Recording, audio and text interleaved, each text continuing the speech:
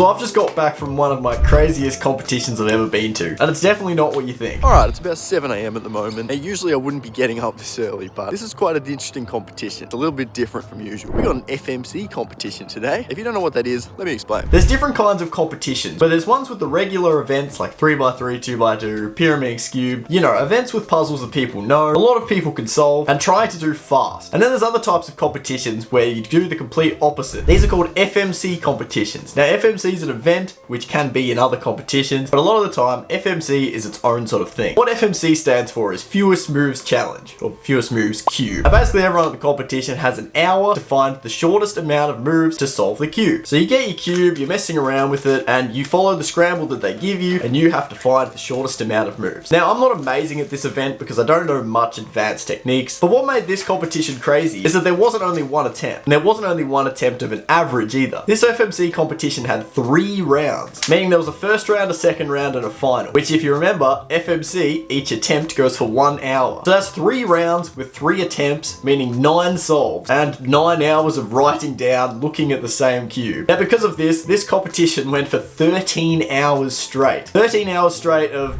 this, basically. And yeah, this was one of the most tiring competitions I've ever been to. It started at 8:30 in the morning and finished at 9:30 at night. Now I've never been to a competition with a dinner break before, but this one had one. So let me tell you how it went. So the first attempt started at 8:30, but a little bit afterwards because some people couldn't find the venue. By the way, it was a very small venue because there was only 18 people who signed up for this competition. So the first attempt for me went pretty well. I got 40 moves, which is okay for me. Basically the way I go about this is advanced CFOP with a bit of free FOP and block building, and just a bit of trial and error at the end, hopefully to get lucky. And because you get an hour, there's a lot of trial and error. So on my first attempt, I got a 40, not too bad for me. My best average is 37.6, so this is kind of on pace for me. But then the second attempt, I got a really good one and got a 36. So these are all my attempts. Basically, you get a piece of paper to write down what the moves are, and then you submit it properly on a different piece of paper. So 36 and 40, and then the final one, I also got a 40. So this one was a 40 again. This was the third attempt. Man, I got a lot of pieces of paper. So yeah, the first round went pretty well. The 3 attempts took around 4 hours because of the 15-minute break, and I got a 38.67 average, which put me in 9th place, which was not too bad. The bottom 5 people get kicked out every round, so I was safe till the next round. We had a lunch break after this, got some food, had a bit of a break, and then we came back for the 4th attempt, which was the first attempt of the second round. So for my 4th attempt, I got a 37, which was not too bad. 37 is a good start because that's basically what I have as an average. And what was interesting is I also found a 39 pretty soon on and managed to get that down to 37 with a little bit of trial and error and doing a little bit of a different F2L than I did previously. So if you find something really good, then you can pretty much spend the rest of the time trying to find something slightly better. Time, hands down. Then on the 5th attempt, oh man, this was so good. My best single ever before this was 30 moves, which was really good. I got really lucky with that one. So with this next attempt, I found a 35 move solution in 12 minutes, which was crazy for me, but I was pretty happy with that. So I was just trying some random stuff, and eventually I stumbled upon a 29 move solution in 30 minutes. This was crazy. I spent the rest of the hour writing it down and checking and making sure that it was all good because I did not want to lose this. This was a 29, my first ever sub 30, and my personal best. So let me go over what I did with this scramble and how I got a 29 by using just basic moves, and it was pretty lucky. So this was the scramble. So what I first start off doing is I do 1 moves and see if I can find somewhere that makes a pair. And I found 3 of them. I found if I do an R prime, it makes this pair. If I do a B2, it makes this pair. And if I do a D prime, it makes this pair. I tried a few of these, but the first one I decided to go with was the R prime because it looked pretty good right here. And basically what you want to do is you want to connect up your pair next to the center in the shortest amount of moves to make a block. But I noticed that this red and white was right here, which I can turn in like that and then move this across. This made this 2x2x1 block, which is not too bad. And then I want to connect it up to here, right? But I want to make sure that the blue is here. So what I did was I grabbed the blue, put that here, did a B2, and then that paired it up here, which means that I've got this 2x2x2 block in 6 moves, which is okay. But then what was really good is that I found this pair right here, that if I turn this once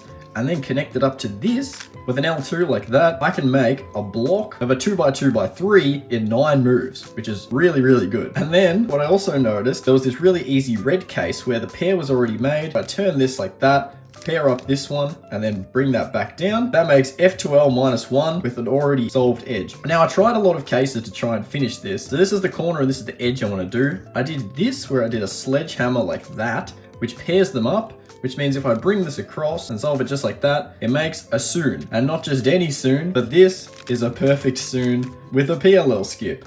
So one more move, and that makes 29 moves. Very, very lucky, but I was very happy with this. As you can see, this is my working. I found the 3 turns that make a pair. Then I found this block with 9 moves. I found a 35 move solution in 12 minutes. Using this block, I went in a different route and went down here and found all of this, 29 moves in 33 minutes. So very, very happy with that. Oh, and while you're doing FMC, you want really good, fast cubes that don't strain your hand while using them for a while. And this is the new Moyu Super Oolong that's really good. You can get it from Speedcube Shop and use my discount code to make it even cheaper. Now that's pretty good. So yeah, basically I had a 37 and a 29, which meant my last solve only had to be a 47 to get my PB average. But unfortunately, this scramble was really bad and I could not find anything.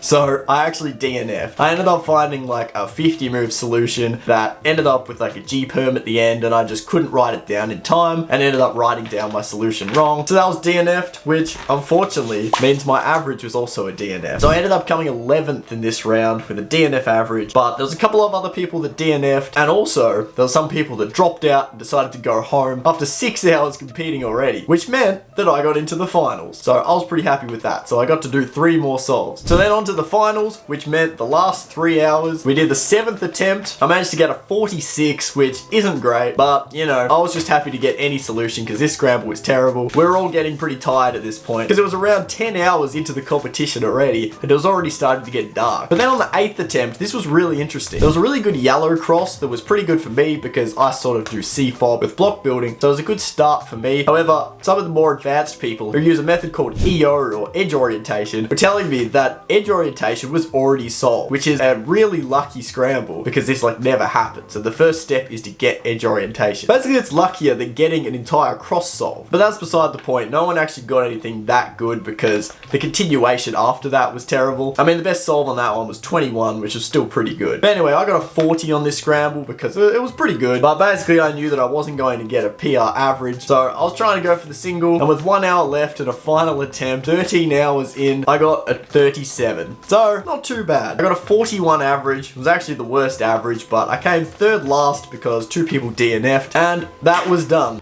Finito.